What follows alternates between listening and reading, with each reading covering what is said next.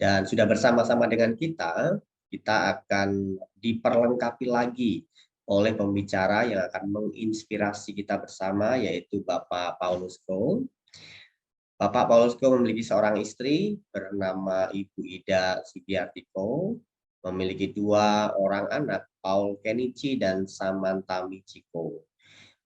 Pak Paulus adalah pemimpin di Genbi yang berkonsentrasi di pelayanan olahraga, menjadi fasilitator global di tim sport movement, terlibat di pelayanan youth, gereja Abalov, serta aktif dalam pelayanan pemuritan di gereja Abalov sampai saat ini. Dalam durasi 60 menit ke depan, Bapak Ibu sekalian, Bapak Paulus dan istri akan membantu kita semua untuk menjawab pertanyaan-pertanyaan seputar prinsip kasih.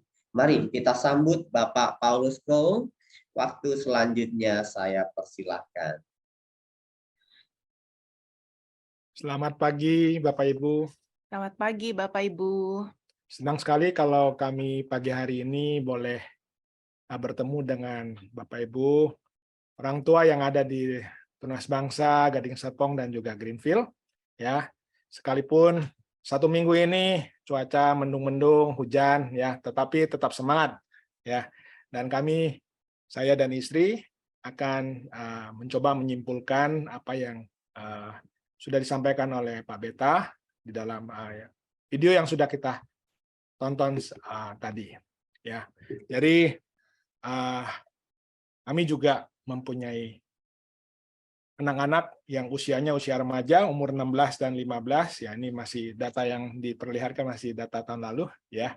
Dan kami menghadapi anak-anak remaja ini, anak-anak kami mengalami banyak perubahan di dalam hidup mereka, di dalam perkembangan mereka, ya. Ya, mereka berubah secara fisik, ya. Mereka bertumbuh gitu ya, tiba-tiba semakin besar gitu, semakin tinggi, makannya jadi lebih banyak, kan tadi cuma satu piring mungkin bisa jadi 2 atau 3 piring ya, karena mereka mengalami perubahan fisik yang luar biasa. Mereka mengalami pubertas dan mereka mengalami perkembangan otak yang sangat pesat ya. Nah, oleh karena itu juga remaja itu jadi mudah lelah. Sehingga sebenarnya remaja itu membutuhkan tidur yang lebih panjang, ya sekitar 8-10 jam. Nah, tapi di waktu yang sama remaja juga punya aktivitas yang semakin bertambah dibandingkan sebelum-sebelumnya ya.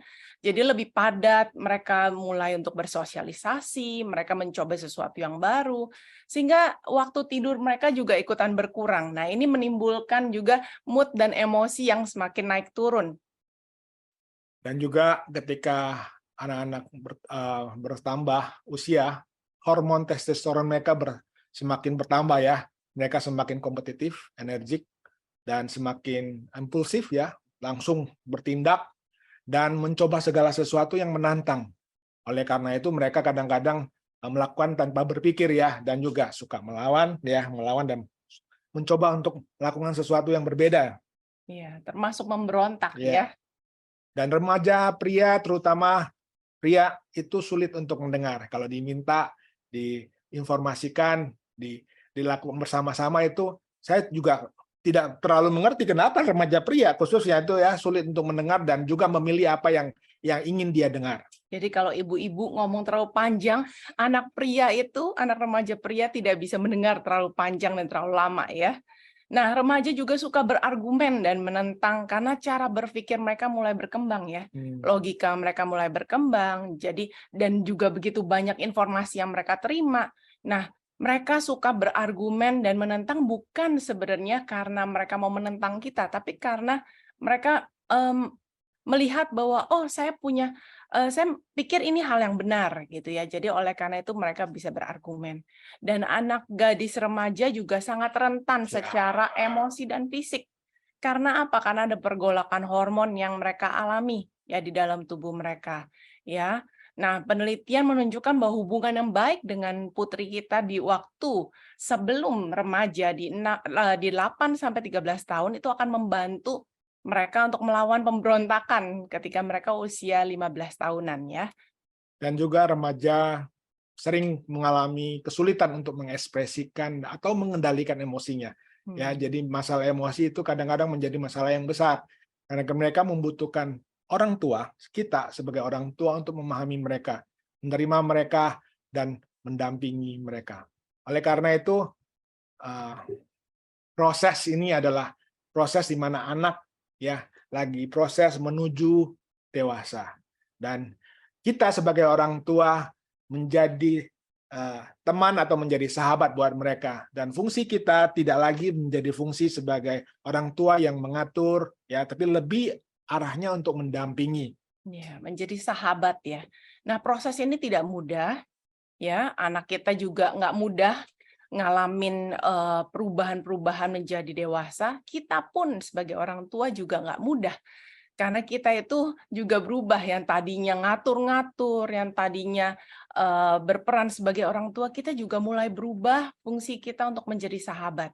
Ya, kita perlu sadar betul bahwa kita orang tua pernah ngalamin waktu masa remaja ya, tapi remaja itu nggak pernah ngalamin sebagai orang tua. Oleh karena itu kita perlu belajar untuk mengerti, belajar untuk memahami, belajar untuk mendengar dengan empati. Anak-anak remaja kita itu ketika mereka curhat, mereka cerita, mereka mungkin ngaku dosa, mereka ngakuin kelemahan mereka. Apakah kita orang tua mendengarkan dengan empati ya? Dan apakah kita menjawab kebutuhan remaja? Atau jangan-jangan kita malah lebih banyak menuntut untuk ngertiin dong, papa mama kan udah kerja susah-susah buat kamu ya, menuntut untuk dihargai. Kok kamu kurang ajar banget ya? Kenapa kok nggak hormatin orang tua? Nah, ini kadang-kadang kita yang masih menuntut gitu ya, anak-anak kita untuk melakukan bagiannya dia. Padahal Bapak Ibu kita perlu ya untuk merendahkan hati kita, untuk kita yang belajar untuk mengerti dan memahami mereka. Dan sebagai orang tua juga yang pasti jangan baperan gitu. Jangan masukin hati karena dengan cara dan gaya mereka yang sudah sangat berbeda ketika mereka masih kecil, masih manis-manis ya. Tapi mereka sudah mulai mengekspresikan diri atau tanda kutip mulai memberontak atau melakukan sesuatu yang mungkin sangat berbeda dengan apa yang kita harapkan. Kita mau belajar untuk melihat gesekan itu sebagai proses mereka gitu ya, bertumbuh. Dan oleh karena itu kita sebagai orang tua juga perlu ya mereka memberikan disiplin kepada anak-anak kita ya, didikan kepada mereka ya, koreksi kepada mereka tapi dengan cara yang benar, dengan cara yang bijak. Nah, kami mau sampaikan seperti apa yang sudah dikatakan oleh Pak Peta mengenai bahwa sama seperti kita sebagai orang tua yang sudah menerima kasih Kristus ya, kasih yang tidak bersyarat, kasih satu arah, kasih yang tidak mengharapkan kembalinya ya, kasih itu ya, balasan gitu.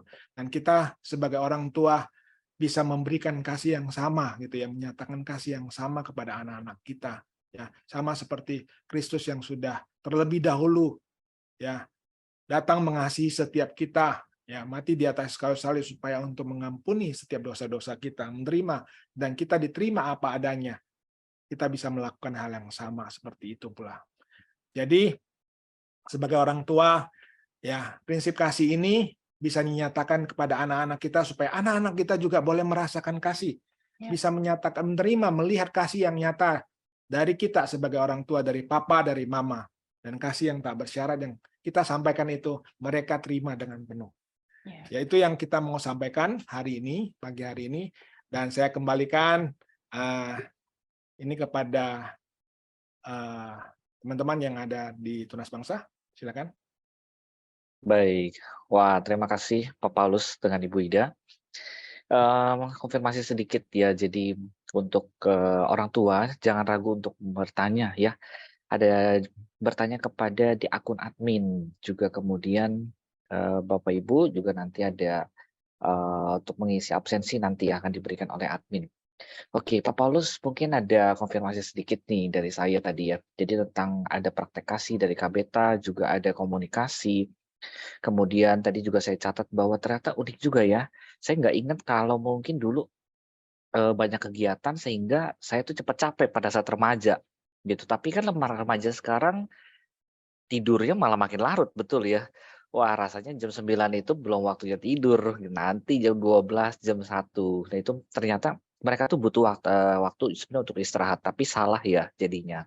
Malah jadi pagi-pagi mungkin bangunnya jadi nggak segar ya kan, jadi mengantuk, gitu belajar malah jadi uring-uringan ya kan, seperti itu ya. Kemudian ada proses juga di mana anak, menjadi dewasa tuh orang tua juga menjadi teman atau sahabat, sehingga ada situasi kasih ya yang dalam rumah itu juga bisa terwujud. Nah, terus ortu jangan baperan. Wah ini benar-benar, harus dipraktekkan. Kadang-kadang kan orang tua, aduh anak tadi ya, maksudnya terbalik jadinya kita harus mengerti malah kita jadi menuntut, jadi orang tuanya baperan. Tapi saya mau kutip juga nih Pak, dengan Ibu, ada di Amsal kan bahwa besi itu menajamkan besi ya, dan manusia kita ditajamkan sesamanya. Jadi benar-benar dalam proses ini juga nggak cuma anak yang bertumbuh, tapi orang tua juga harus belajar juga. Gitu ya Pak ya. Oke. Wah terima kasih. Udah ada pertanyaan nih Pak Paulus dari orang tua, oke. Nah, ini dia pertanyaannya. Suami saya, bukan tipe yang romantis. Oke. Jadi dia, tidak pernah merangkul, kayak tadi kan ada pernyataan ya Kak Beta kan kalau dia lagi peluk sama istrinya, anak-anaknya pengen coba untuk, masuk ke tengah-tengah, pengen merasakan kehangatan tersebut ya. Nggak pernah gandeng, juga nggak pernah memeluk. Nah, dari sejak kecil. Apakah ini akan berdampak kepada anak-anak saya saat remaja sekarang? Iya, silakan Pak, dengan Ibu. Silakan Ibu Ida. Untuk mungkin kita ini dulu ya, buka sedikit ya. Sebenarnya Bapak Paulus itu juga sama, bukan tipikal orang yang romantik. Dia juga sulit untuk mengekspresikan kasih, tapi ini bisa dilatih ya. Maksudnya karena kasih itu intensional, saya percaya bahwa kita itu mengasihi bukan karena alamiahnya kita, tapi karena kita mau melakukannya dengan sengaja. Nah, saya ngelihat banget gitu ya, Bapak Paulus nih, suami saya tuh berusaha banget gitu, walaupun dia bukan tipikal yang romantis ya, tapi dia berusaha untuk mengasihi dengan lebih intensional. Dia bukan tipikal yang suka memeluk gitu ya, tapi Karena karena bahasa kasih saya secara ini kata teorinya bahasa kasihnya bukan sentuhan fisik, tapi saya percaya bahwa karena saya mengasihi karena Tuhan mengasihi saya harus mengasihi istri saya, ya, memeluk, ya, dan ketika saya melakukan itu, ya, ada prinsip yang lain berkata aku bisa melakukan karena aku biasa melakukannya, ya, jadi mengasihi karena saya lakukan ini dan semakin saya mempraktekkan itu, semakin saya bisa memeluk istri saya, menyatakan kasih ya lebih dalamnya lagi untuk itu. dan kebetulan anak kedua kami, anak perempuan kami juga bahasa kasihnya sentuhan gitu ya. Dia suka sekali memeluk. Nah, bapaknya ini kan kadang-kadang nggak terbiasa gitu ya. Dia mulai membiasakan diri untuk sering-sering memeluk gitu. Nah, sebenarnya balik lagi, kasih itu sebenarnya bukan melakukan apa yang kita suka lakukan, tapi kita lihat kebutuhan keluarga kita apa sih. Kalau memang kebutuhan dia untuk dipeluk ya kita yang harus memberikan gitu. Itu prinsip kasih, kita memberi bukannya menerima. Dan saya percaya bahwa anak-anak itu sebagai sumber kasih mereka adalah dari orang tua. Mereka bisa mencari dari luar pasti, ya. Oleh karena itu hari ini saya mau katakan orang tua hari ini, walaupun mungkin anaknya sudah remaja ya, sudah gede malu tapi tidak, saya rasakan bukan masalah sudah besar tidak bisa lagi, tetap kita bisa lakukan dan mereka melihat kita karena kita ada di dalam tengah-tengah kehidupan mereka. Ya, jadi kami encourage untuk orang tua yang ada tidak pernah terlambat untuk mulai dari sekarang gitu. Itu bisa mencoba dari hal-hal yang kecil ya. Mungkin menggandeng, merangkul ya atau Pegang tangan. ya itu mulai dari hal-hal yang kecil dulu yang bisa dilakukan. Dan saya percaya ketika orang tua saling mengasihi itu memberikan rasa aman buat anak-anak. Wow, thank you banget nih.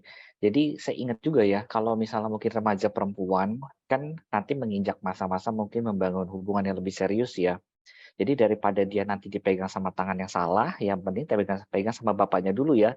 Jadi dia Betul. bener nih, gitu. Nanti kan takut, begitu juga remaja pria ya, takut dia salah peluk ke orang lain, ya kan. Mungkin dari keluarga juga bisa memberikan pelukan hangat dulu ya. Tadi Ya. juga Bapak dengan Ibu ada bahas tentang bahasa kasih. Nah, jadi mungkin mengingatkan kembali bahwa yang ada di umum juga bahasa kasihnya ada 5, betul ya? Ya. Jadi ada act of service, juga ada words of affirmation, ada quality time, ada physical touch, tadi salah satunya yang pelukan, ya hangat gitu. Terus yang terakhir juga ada receiving gift. Nah, ini benar-benar bisa dipraktekkan juga sama orang tua ya, untuk memenuhi di mana bahasa kasih mereka juga penuh dalam keremajaannya ini mereka nih. Wah, Ya. thank you. Oke, pertanyaan berikutnya boleh ditampilkan? Ya, silakan. Oke, nah ini tadi. Apakah sebagai seorang ayah, setiap saya pulang kerja harus menunjukkan ekspresi sukacita? Wah, ini kita pekerja banget ya. Dan ceria, padahal saya tuh lelah, penat, capek, kayak gitu. Nah, bukankah saya harus menunjukkan apa adanya saya kepada anggota keluarga? Iya, Ya, bagaimana Pak Ibu? ya, ini memang sesuatu yang harus kembali lagi bahwa sadar betul kalau saya ini adalah termostatnya di keluarga. Saya ini adalah pembawa suasana. Jadi kalau saya ini sebagai kepala keluarga, sebagai papa di rumah, itu mempengaruhi apa yang saya bawa, itu mempengaruhi suasana di rumah. Saya tahu kalau saya pulang malam capek gitu ya, mukanya udah kuyuk, udah habis energi dari sepanjang di kantor, terus macet pula ya, sepanjang jalan macet pulang. Adalah udah pulang diam aja, enakan, udah pulang nyelot, mandi selesai gitu ya, nggak usah ngapa-ngapain, baca baca WhatsApp, baca berita, apalah ini this is me time, oke? Jangan diganggu dulu. Padahal kan bukan seperti itu. Nah, itu pernyataan bahwa kita harus mengekspresikan. Tetapi tanggung jawab kita sebagai orang tua, tanggung jawab sebagai papa di rumah, bahwa kita ini harus belajar untuk terus menjadi pembawa suasana. Jadi saya mempraktekkan ya, pulang di rumah, di parkiran mobil, saya harus tenang dulu. Oke, saya sudah pulang rumah, saya bawa pulang. Saya tidak membawa pulang semua tanggung jawab saya dari kantor atau tempat lain. Saya mau taruh. Ya, saya adalah orang tua, saya adalah papa di rumah, saya adalah suami untuk istri, saya harus belajar ceria. Jadi mukanya mesti ganti topeng lagi. Bukan artinya topeng yang salah, artinya saya harus ceria. Dan istri saya mengingatkan saya ya senantiasa jangan energi sisa dibawa pulang ke rumah. Ya, jadi memang harus membawa suasana. Dan itu tanggung jawab saya sebagai papa. Sulit, ya saya praktekkan. Gagal, bisa gagal, berapa kali gagal, tapi saya lakukan dan saya melihat suasana berubah di rumah.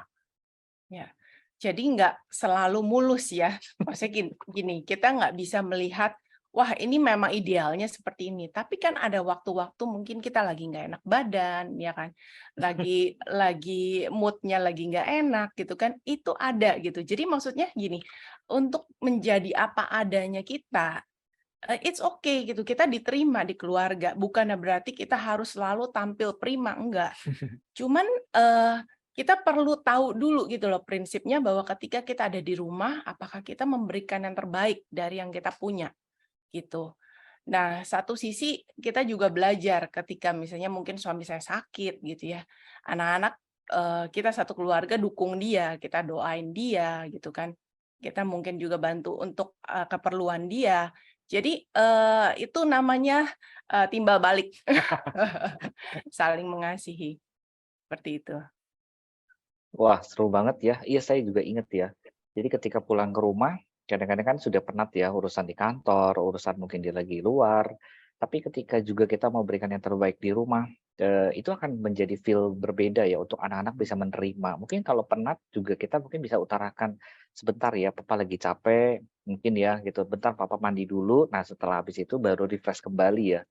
Iya, Betul. kadang-kadang ada mungkin situasi di mana kita juga harus, bisa fleksibel ya. Bukan berarti harus benar-benar, wah pulang harus selalu ceria, padahal hati ini benar-benar gemetar gitu ya. Tapi juga anak-anak diberitahu bahwa papa lagi penat juga gitu, sebentar ya, kayak gitu. Ya mereka juga merasakan, ya ini home, artinya ada keterbukaan juga ya. Bukan Ya. semua selalu ya idealnya sih mau sukacita, betul ya. Tapi kan ada di mana hal tentu anak merasakan juga duka cita gitu. Nah, ada hal yang kita juga nggak enak. Kita bisa salurkan ke anak-anak juga. Ya. Oke. Wah, terima kasih. Oke, berikut pertanyaan berikutnya. Nah, bagaimana cara menasihati anak supaya anak bisa bergaul atau bersahabat dengan teman-temannya? Bagaimana cara menasihati anak remaja yang mulai memberontak karena baru dinasihati sudah langsung masuk kamar? Aduh, ini gimana ya? Ini Ya, kelihatannya anaknya introvert mungkin ya. Bisa jadi sih, iya. ya. Bicara soal bergaul, memang dengan gaya dan cara anak yang berbeda, cara anak juga pendekatan berbeda dengan teman-temannya, ya.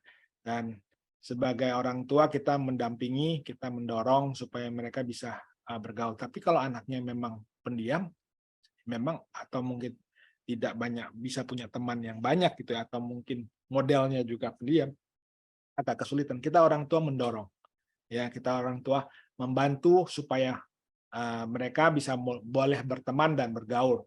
Ya, saya rasa orang tua bisa menjadi contoh yang baik untuk mereka boleh bagaimana membangun hubungan dengan baik dengan teman-temannya. Ya. Ya, kadang kita juga bisa mengkondisikan ya. Maksudnya mendorong anak-anak untuk bergaul, apalagi di usia remaja itu kan kebutuhan mereka itu bersosialisasi. Ya kan kebutuhan mereka itu pengaruh terbesar mereka adalah peer. Nah, apakah kita memfasilitasi mereka untuk punya teman-teman yang bisa mendukung, teman-teman yang bukan toksik ya, tapi teman-teman yang bisa membuat mereka bertumbuh.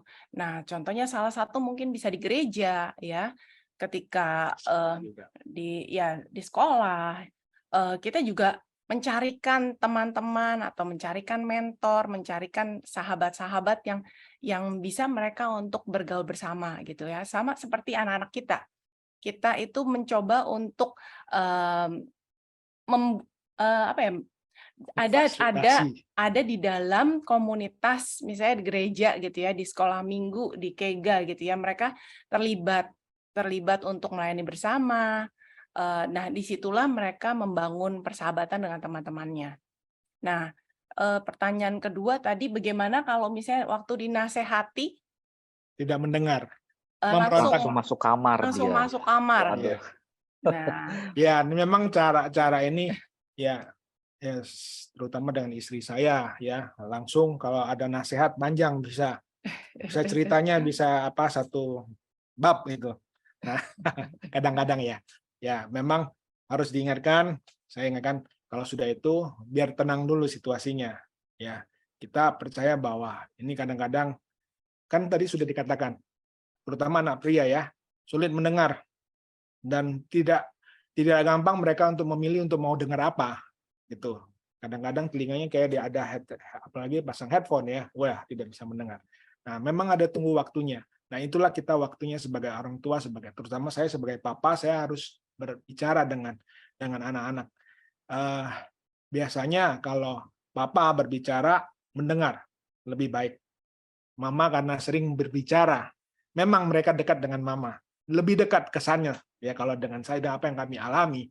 Tapi kalau saya berbicara, mereka lebih mendengar, tapi dengan waktu yang tepat. Memang ketika mereka capek, mereka lagi marah, mereka lagi kesal, kan ini masanya mereka, seperti yang tadi kami katakan bahwa masa pertumbuhan mereka, hormonal mereka berubah-ubah, emosi mereka naik turun seperti yoyo, dan kadang-kadang itu buat kita itu, kenapa begitu ya? Perasaan tadi pagi nggak seperti ini, gitu ya. Nah ini yang kadang-kadang kita harus mengerti mereka. Dan apalagi kalau kita mendengar di sekolah mereka melakukan hal-hal yang kadang-kadang di luar dari apa yang kita pikirkan. Atau kita tahu mereka, wow, kok bisa seperti itu. Nah, sebagai orang tua kita belajar, ya sudah, kami mau bantu bersama-sama untuk boleh mengerti mengerti prosesnya yang mereka hadapi dan alami. iya. Dan kita sebagai orang tua awal-awal waktu kita ngalamin juga gitu ya, anak-anak melakukan hal itu gitu. Nah di awal-awal yang waktu pas kita belum tahu, kita ngerasa, wih jadi baper juga ya. Jadi maksudnya merasa tertolak gitu. Waduh, kok dia malah menutup diri gitu ya. Nah Saya mau mengingatkan juga orang tua, nah disinilah kita itu jangan baper gitu lah. Anak kita itu lagi bergejolak gitu ya emosinya. Nah kita yang mesti sadar betul nih bahwa kita yang lebih tanda kutip lebih waras gitu ya. Kita yang lebih waras, kita yang mesti jangan ikutan marah dulu. Ketika anak marah, kita lebih marah lagi gitu kan. Untuk menunjukkan sepertinya otoritas kita sebagai orang tua. Tapi ternyata nggak bisa begitu. Anak remaja nggak bisa digituin. Nah, ternyata kita perlu menunggu momen yang pas ya ketika mereka menutup dirinya di kamar, itu nggak usah digedor-gedor, nggak usah Kejar. dikejar-kejar gitu ya. Semakin dikejar, semakin meletup-letuplah mereka gitu kan, meledaklah mereka gitu kan. Nah, lebih baik kita biarkan mereka, kita berdoa gitu ya, kita cari waktu yang tepat ketika dia udah siap, kita mungkin bisa tanya nanti ya ketika dia udah keluar ya, "Kamu siap untuk ngobrol? Yuk kita ngobrol yuk," gitu. Kalau memang dia udah siap, baru kita ngobrol, gitu. Jadi kita harus mencari waktu yang tepat. Kelihatannya Ibu Ida sudah berpengalaman dalam hal seperti ini. Karena ngalamin beberapa kali juga, Pak. Wow, thank you ya. Jadi benar-benar pada saat juga anak mungkin masuk kamar gitu, tapi tetap orang tua harus stay kasihnya jangan sampai luntur ya. Ah, dia masuk kamar, saya kecewa. Misalnya dalam bahasanya gitu, emang nih anak udah kurang ajar, kurang didikan, gimana sih gitu. Tapi tetap harus stay ya, benar-benar kasihnya Tuhan itu harus penuh dulu kepada orang tua. Jadi benar-benar sifatnya bukannya menuntut ya, tapi kita menunggu momen yang tepat juga sambil share kasih itu kepada anak-anak ya. Wah, luar biasa. Oke, pertanyaan berikutnya silakan. Ya, wah, di Abalov, oke, Gereja Abalov, apakah tersedia tempat konseling bagi ortu untuk mendapat cara mengarahkan mendidik anak remaja? Ya, kalau di gereja lokal yang ada di Abalov Industri, kami ada pelatihan, ada kelas-kelas untuk anak-anak ya dari 0 sampai 6 tahun, 6 sampai 12 tahun, dan 12 tahun ke atas. Ya, terus ada kelas-kelas khusus yang lebih spesifik lagi ya. Dan untuk konseling khusus orang tua memang ditujukan kepada konselor khusus ada. Ya, tapi memang itu harus dihubungin per pribadi. Jadi kalau misalnya ditanya ada di gereja lokal kami. Tapi kan di Abalov kan banyak ya, banyak area-area yang berbeda. Nah, itu yang kami kurang tahu. Saya dan istri ada di Abalov Industri. Iya, boleh tambahkan juga mungkin kalau misalnya di Abalov Serpong atau Abalov juga di Greenfield ya, gitu nanti bisa hubungi dengan mungkin tim kepemimpinan, penatua, nanti bisa dicarikan mentor juga untuk keluarga ya, untuk langsung parenting ya, gitu. Ya. Untuk anak-anaknya bisa juga untuk dididik ya sesuai dengan usia-usianya. Itu ada, ya. Jadi Bapak Ibu jangan takut, Bapak Ibu tidak sendirian. Gereja juga mau support ya untuk namanya hal-hal seperti ini memang pasti ada. Tapi gereja juga mau ambil bagian kok, ya. Jadi silakan hubungi gereja setempat di Abalov yang di Greenfield atau di Serpong, itu pasti ada. Oke, terima kasih. Kita pertanyaan berikutnya, boleh? Nah, apakah ada tips untuk kami yang single parent? Oke, saya ibu mengasuh anak remaja, padahal sebenarnya mereka butuh figur ayah. Oke, silakan Bapak dengan Ibu. Ya. Nah, tidak mudah memang menjadi single parent ya, karena peranan ibu itu akan harus juga berperan sebagai ayah in the same time gitu ya untuk anak remaja, apalagi anak remaja yang lagi up and down gitu ya, kita butuh support. Jadi single parent ini ibu ini perlu punya support dalam satu komunitas gitu, entah mungkin di komsel, entah cari mentor gitu ya, cari keluarga mentor yang bisa membantu untuk juga berperan sebagai papa gitu ya, punya figur sebagai papa dan mama juga gitu untuk keluarganya gitu. Jadi itu perlu mungkin dicari, perlu ditemukan, dan perlu dibicarakan karena perlu dibicarakan dengan suami istri mentor itu, karena ketika di mentor berarti kan bukan hanya papanya aja gitu ya, tapi kan papa dan mamanya. Jadi suami istri yang akan mementor. Jadi itu salah satu yang membantu untuk memberi figur seorang ayah untuk anak. Ya, yang di Komsel juga dengan pasangan-pasangan yang memang sudah mengerti tentang prinsip bahwa perlu figur, menjadi figur juga buat anak-anak kita nantinya kalau misalnya single mom. Jadi itu juga sangat membantu. Dan ini kami bisa kami lihat ada di tengah-tengah kami, ya, luar komunitas di mana komunitas parenting yang ada di Abah Love Industry. Jadi ini bisa. Ya. Iya, thank you banget. Jadi benar ya, bahwa ketika Bapak Ibu juga tidak sendirian, ada mentor yang dari gereja juga siap membantu kok untuk namanya kebutuhan Bapak Ibu. Memang beraneka ragam ya. Ada yang mungkin single mom, ada yang jadi single father juga ya. Jadi tidak tertutup untuk bisa belajar kok untuk bagaimana benar-benar menerapkan kasih, dan kasih Yesus itu ada dalam keluarga juga. Wah, luar biasa. Oke, pertanyaan berikutnya masih ada? Oke. Istri saya yang tipe perfeksionis dalam mendidik anak. Wow. Dan menginginkan semua hal yang dilakukan oleh putri saya, mulai dari cara makan, cara duduk, cara berpakaian, waktu istirahat, dan lain-lain. Wah, ini saya nggak kebayang ya. Semua ditentukan oleh istri saya. Oke, saya lihat begitu baik dalam mendidik. Dan begitu baik dan mendidiknya. Hanya hal ini dirasa kurang bisa diterima oleh putri saya. Bagaimana cara saya menyikapi ini agar tidak terkesan mengintervensi istri saya? Ya, jadi anak remaja itu, anak-anak kita punya membangun kepribadiannya mereka, dan kita sebagai orang tua seperti ini ya, ketika mereka masih anak-anak atau taruh kata mereka masih di SD, kita sebagai orang tua, sebagai pelatih olahraga di basket ya, kita melatih semua yang ada. Masuknya mereka ke dalam lapangan lagi bertanding itu SMP SMA, mereka sudah mulai dengan tanding, dan kita sebagai orang tua sebagai pendamping buat mereka. Tidak bisa kita mengatur semua gerakan harus ini harus itu, padahal di tengah-tengah permainan itu gaya bisa berubah. Ya, cara mereka juga berubah. Dan kita sebagai orang tua, ya betul, kita bisa mengarahkan, memberikan ini. Mereka juga, anak-anak sebagai pribadi, harus bertumbuh dengan punya kepribadian yang berbeda, gaya berbeda, cara yang berbeda, pendekatan yang berbeda pula, dengan situasi yang tidak sama dengan zamannya kita orang tua masih remaja. Jadi kebebasan itu harus kita bisa berikan kepada anak-anak kita.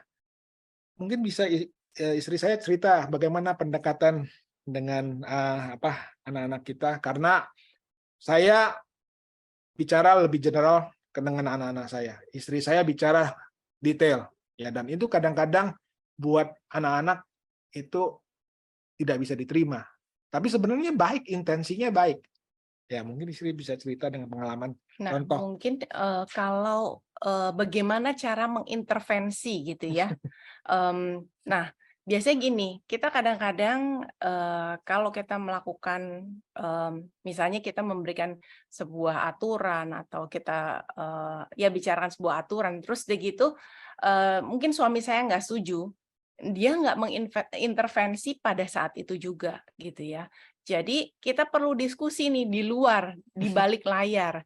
Jadi tidak mengintervensi di depan anak-anak kita. Nah, kalau mungkin ada hal-hal yang mungkin kurang tepat saya lakukan gitu ya.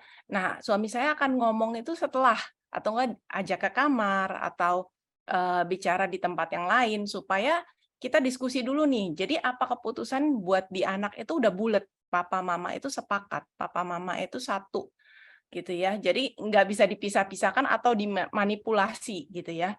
Nah, oleh karena itu kita perlu suami istri juga perlu banyak komunikasikan. Jadi sebelum mungkin kejadian-kejadian kita perlu obrolkan dulu, kita perlu putuskan sesuatu, sepakati sesuatu. Kita mau lakukan apa nih buat anak-anak kita. Nah, di sisi yang lain memang saya mengerti banget ibu-ibu pengen melakukan yang terbaik untuk anak-anaknya ya. Saya juga tipikalnya seneng mengatur ini, mengatur itu. Tapi saya juga belajar. Saya tuh sering diingatkan oleh suami saya gitu loh. Ingat jangan, dan anak-anak saya udah mulai bisa bilang gini, don't micromanage me. Saya baru ngerti ya, wah ternyata ada micromanage gitu ya. Dan suami saya sering ingetin, nggak perlu gitu ya, anak kita tuh udah dewasa, udah masuk remaja gitu ya, udah nggak cocok lagi untuk diatur semua tindakan hal-hal yang kecil gitu di dalam hidup dia tuh harus kita atur. Enggak, kita harus belajar let go. Kita harus belajar bukan jadi polisi gitu loh, tapi kita jadi sahabat buat anak kita. Kalau nggak lama-lama kalau kita lakukan itu, anak kita akan jauh dari kita loh. Anak kita akan melihat, mama itu penuh dengan aturan ini, itu, itu. Saya nggak bisa dekat sama mama. Itu yang akan terjadi ketika kita terlalu memberi aturan-aturan gitu, atau semua gerakan diatur. Nah, kita mesti belajar sebagai orang tua harus mulai lepas. Mulai memberi kesempatan untuk anak-anak itu boleh memutuskan sendiri juga gitu. Nah, kalau salah, ya kita nanti bantu untuk kasih tahu, oh tadi keputusan kamu nih tidak tepat, lebih baik begini, bagaimana menurut kamu? Jadi itu mulai diskusi, bukannya satu arah, kamu harus ini, kamu harus itu. Tidak Gitu. lagi ditekan, ditakut-takutin, yang kadang-kadang yang dimarahin gitu ya, diancam gitu ya, supaya mereka bisa berubah. Karena ini bukan bahasa yang mereka lagi yang harus terima seperti itu. Ya, jadi kita orang tua yang harus berubah. Iya. Wah, jadi prosesnya baiknya memang ada diskusi dulu, mungkin sebelum kejadian, mungkin ada prediksi ya. Nanti kalau ada kejadian ini, kita harus gimana nih sebagai tim, ya kan? Orang tua, suami istri ya. Terus kalau ada kejadian ini, terus kalau misalnya juga ada kejadian yang mungkin di luar prediksi ya. Mungkin ayah sudah berikan satu keputusan nih, atau ibu berikan satu keputusan. Yang penting jangan diintervensi di saat itu ya. Tapi ayah dengan ibu bisa, sebentar kita ngobrol dulu ya. Gitu, kita diskusi dulu, mungkin kalau misalnya ada keputusannya juga mungkin salah, dan setelah itu diperbaiki, ini keputusan bersama ya, seperti itu ya.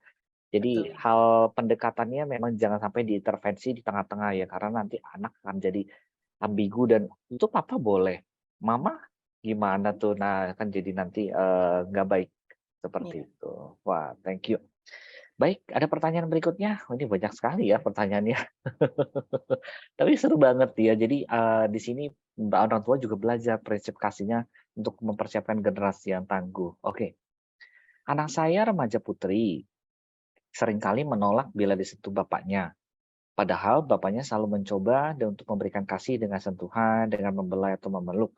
Untuk ini, apakah sebaiknya Bapak stop menunjukkan kasih dengan sentuhan?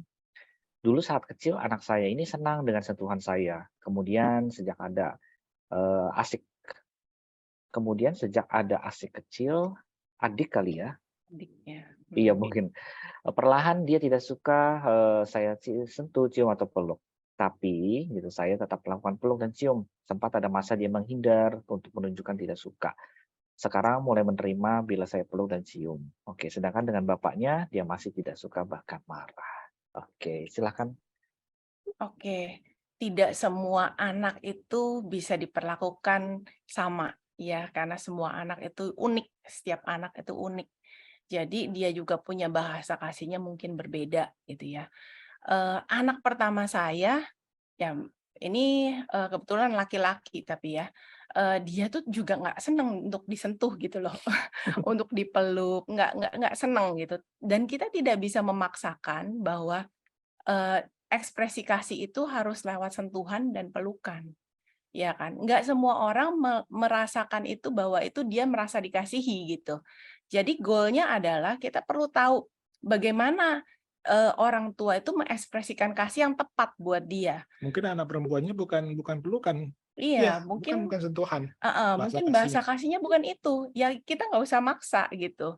Kalau memang anak kita nggak suka disentuh, anak kita nggak suka dipeluk, ya kita cari tahu kebutuhan dia apa sih? Dia akan merasa dikasihi dengan cara apa? Mungkin diberi hadiah kah? Atau mungkin dengan kata-kata afirmasi, Ya, jadi Jadi memang perlu ditanya, dan semakin kita dekat dengan mereka, kita tahu sebenarnya ini. Anak laki-laki saya juga berkata, ya mungkin saya sepertinya suka dipeluk gitu ya, saya merasa apa gitu ya dipeluk. Ternyata ya kamu baru baca buku, masalahnya baca buku itu kamu rasa-rasanya seperti semuanya ada di situ. Tapi ketika kita bilang sebenarnya kamu ketika dipeluk rasa badannya, bahasa tubuhnya berbeda. Ya itu kira-kira contoh ya. ya, jadi kita perlu memahami apa bahasa kasihnya mereka. Jadi tidak memaksakan apa yang kita pikir benar ya, seperti itu. Yes. Jadi karakter tadi ya 5 bahasa kasih itu mungkin bisa dicari tuh tong mana yang paling besar ya, yang memang anaknya yang punya gitu. Saya juga lihat kadang-kadang ada dari 5 ini biasanya 2 ya yang lebih dominan ya gitu, dan 3 lain mungkin mengikuti tapi tidak sebesar yang lainnya juga. Dan itu perlu memang pendekatan apa ya bahasa kasih anak saya. Wah seru banget. Oke, ada pertanyaan lagi? Masih ada. Oke, Pak Paulus, Bu Ida tetap semangat ya. Oke, bagaimana cara menghadapi anak kelas 11 ya SMA 2 ya yang tinggal sebentar lagi akan kuliah. Namun baper, cuek dan tidak mau diarahkan untuk persiapan kuliah. Jawabannya selalu nanti aja, padahal kan waktu berjalan terus ya. Oke, silakan Bapak Ibu. Ya, memang ini adalah problem di mana orang tua ketika kesulitan berkomunikasi ya, terutama kita bicara soal apa yang akan mau dilakukan untuk masa depannya anak-anak kita. Padahal kita sebagai orang tua ingin sekali yang terbaik buat anak-anak kita, tapi kok cuek banget ya. Nah kita perlu waktu bersama dengan mereka. Makanya yang begini ini perlu diajak berkomunikasi terus, karena memang kadang waktunya buat mereka itu tidak tepat untuk bicara dengan mereka, dan mereka yang udah ntar aja deh, nggak usah diomongin, masih jauh ya. Padahal udah ini kelas 11 nih ya, ini kelas 11 sebenarnya sudah sedikit terlambat ya kalau hitung-hitungan untuk mau di mana kuliahnya nanti. Nah itu orang tua, kalau saya ambil waktu untuk bisa bicara dengan mereka, cari waktu, dan itu ada, sekali lagi ini intensional. Sekali lagi kita harus benar-benar ambil waktu untuk boleh bicara dengan mereka. Jadi kembali lagi prinsip bahwa kita merendahkan hati untuk boleh sama-sama dengan anak-anak kita ya. Kalau begitu, kalau jadi orang tua lu tahu diri dong. Ya kan udah cari waktu, udah ini ya. Tapi sebagai teman kan nggak bisa seperti itu. Teman kan harus dekat, ngomongin terus ya. Mau apa ini? Nah, inilah pendekatan yang kadang-kadang kita harus turun, kita harus ya tahu posisi kita. Ya, saya juga percaya bahwa gini, latar belakangnya itu kita masih benerin dulu gitu ya. Kalau komunikasi nggak berjalan dengan baik, sulit untuk kita ngomongin hal-hal yang spesifik, apalagi yang masa depan, ya kan. Nah mungkin ada baiknya untuk kita bangun hubungan dulu, menangin dulu hatinya dia gitu loh.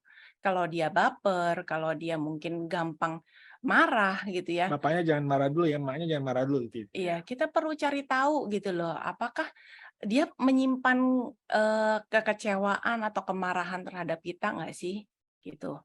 Nah, kadang-kadang kan yang namanya waktu remaja itu kan gesekan banyak terjadi ya antara orang tua dan anak ya. Mungkin ada hal-hal yang mungkin dia kecewa atau dia pendam gitu ya. Ada sesuatu yang dia tidak suka. Jadi ketika dia ngobrol sama orang tuanya, dia udah menutup diri gitu ya. Dia papa mama nggak bakal ngerti lah apa yang saya alamin gitu loh, apa yang saya mau. Atau mungkin kita juga udah udah mengerucutkan, oh kamu nanti kuliahnya ini aja, padahal dia sesuatu yang dia tidak suka. Jadi menurut saya gitu ya, coba untuk bangun dulu komunikasi yang lebih baik. Mungkin ajak hal-hal yang informal gitu ya, mungkin sering ajak makan bareng gitu ya, Main keluar main keluar bareng, atau sesuatu yang pokoknya yang membangun suasana nyaman dulu sama anaknya gitu loh. Nah nanti waktu pas ada momen-momen khusus yang enak, nah itu boleh masukin, ngobrolin gitu. Bagaimana kamu ngelihat kamu punya rencana apa gitu. Nah itu bisa diskusi gitu. Jadi diskusi itu kadang-kadang perlu ini juga, kita orang tua kadang-kadang udah oh kamu nggak boleh ini, kamu nggak boleh itu gitu ya. Itu yang menyebabkan anak tuh males ngobrol gitu. Jadi kita mesti belajar untuk berdiskusi, bukannya kasih jawaban-jawaban sama mereka gitu. Kasih arahan, kasih ini harus lakukan itu. Menjadi teman itu memang ya kita perlu belajar itu seni lagi, menjadi seni untuk bisa masuk di tengah-tengah hidup anak-anak kita. Iya, wah jadi ada tadi ya, tingkatan komunikasi itu juga perlu dibangun ya. Mungkin nggak cuma tadi yang sekedar basa-basi, ada apa fakta yang disampaikan, tapi ada pendapat atau solusi sampai kepada perasaan dan juga keterbukaan total ya. Wah, terus juga tadi ada kasih yang bersifat harus intensional ya. Jadi memang disengajakan, tidak bisa apa diam-diam aja ya. Memang kita mau deket sama dia ya kita harus mengusahakan ya. Untuk namanya orang tua deket sama anak juga. Oke, ya mudah-mudahan terjawab ya. Baik, pertanyaan berikutnya, ya, saya ingin bertanya satu hal mengenai persetujuan. Wah, ketika anak kami dari kecil, kami sudah bersepakat, ada deal ya, dan menekankan kepada anak bahwa setiap keputusan yang dibuat di dalam rumah adalah berasal dari kepala keluarga, ayah. Apakah hal ini diperbolehkan? Tetapi sebelum mengambil keputusan itu sudah didiskusikan dulu dengan istri. Iya, silakan. Jadi memang secara prinsip papa itu sebagai kepala di dalam keluarga.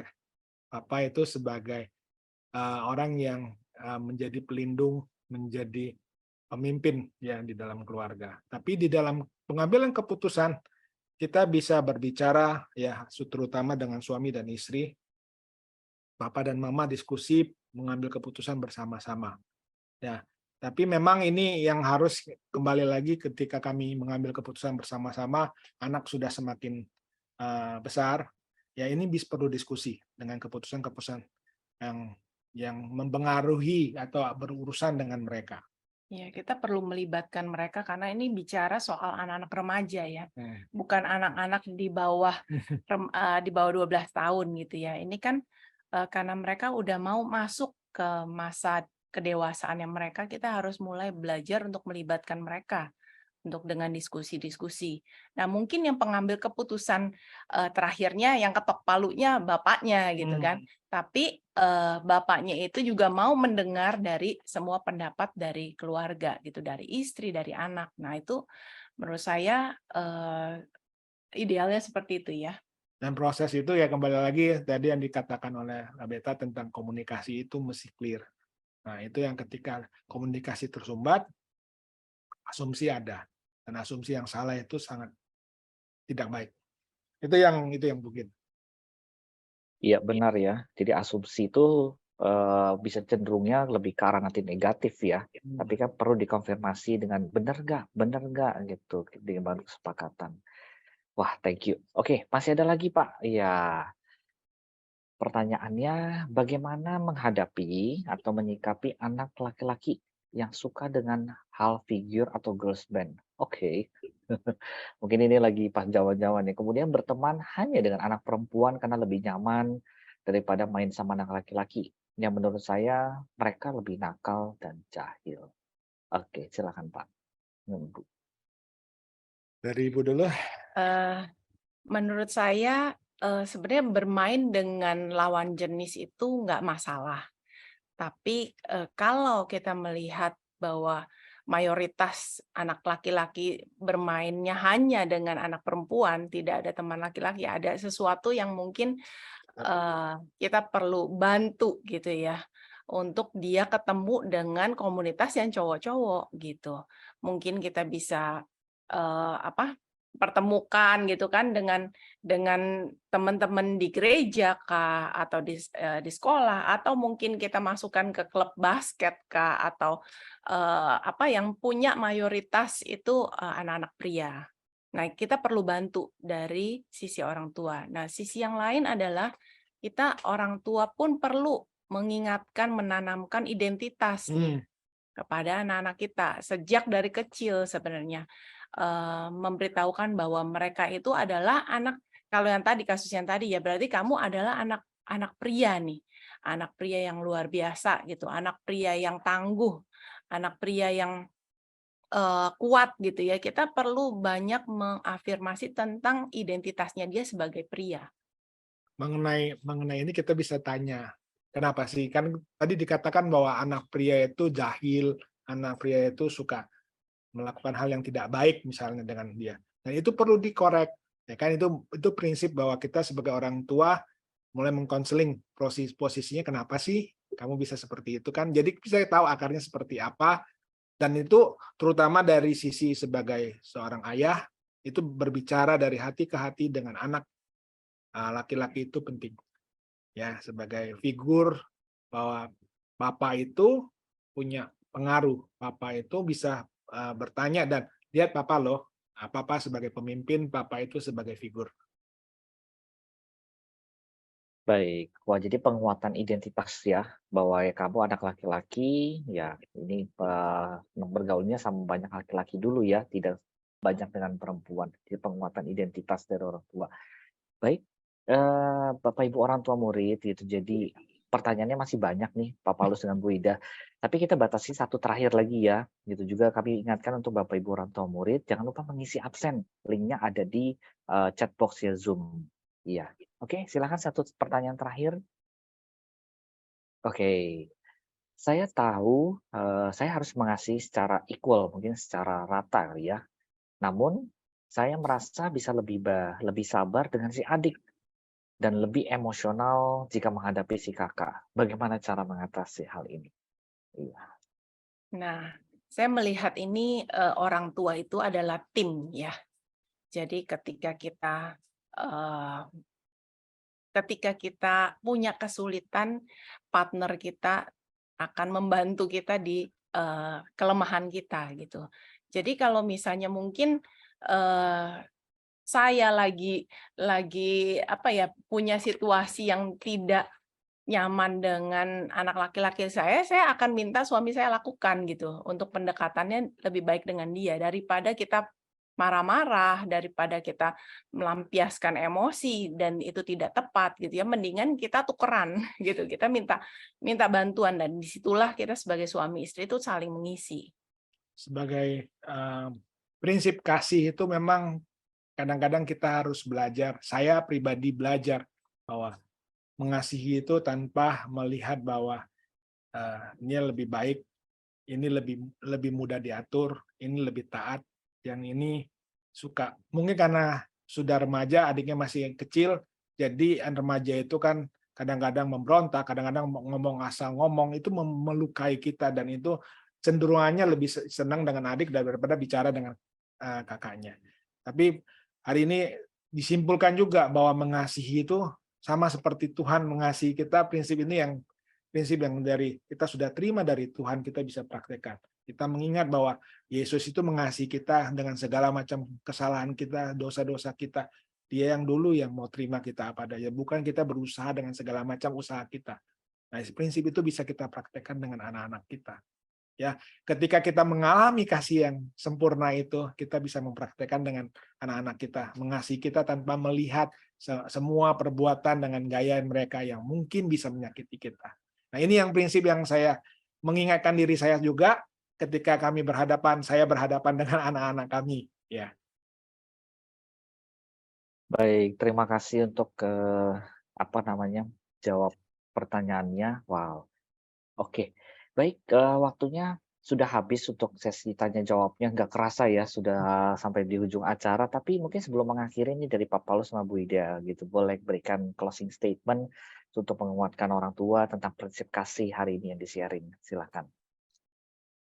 Ya, kami mau meng-encourage untuk orang tua tidak putus harapan ya. Mungkin masa remaja itu nggak mudah.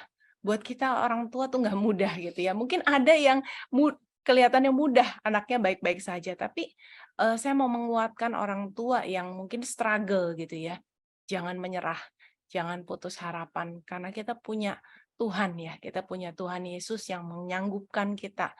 Nah, saya belajar bahwa gini, ketika kita nggak mampu sebagai orang tua, kita datang kepada Tuhan. Ada kasih karunia yang lebih gitu ya, yang lebih dari cukup yang kita butuhkan gitu ya. Nah, satu kali ketika saya datang sama Tuhan, saya bilang, Tuhan gimana nih Tuhan, anak remaja saya nih seperti ini. Terus Tuhan ingatin satu hal, belajar untuk mengerti, bukan menuntut untuk dimengerti. Belajar untuk memberi, memperhatikan kebutuhan dia tuh apa sih? Bukannya kamu memperhatikan untuk dia itu memenuhi kebutuhan kita. Enggak. Belajarlah untuk mengerti, memahami, mendengar lebih baik. Bukannya kita menuntut untuk dimengerti dan dipahami. Itu sih, itu yang Tuhan ingetin buat saya gitu. Dan saya mau mengencourage untuk para orang tua, jangan pernah menyerah. Ini masa ini akan berlalu, Musim ini akan lewat. musim ini akan berlalu, akan lewat gitu ya. Tapi pastikan bahwa kita menabur memori-memori yang indah buat anak-anak kita, buat keluarga kita. Amin. Wah, bersama Tuhan tiada yang mustahil ya. Amin. Oke, terima kasih banyak untuk Pak Paulus dengan Ibu Ida.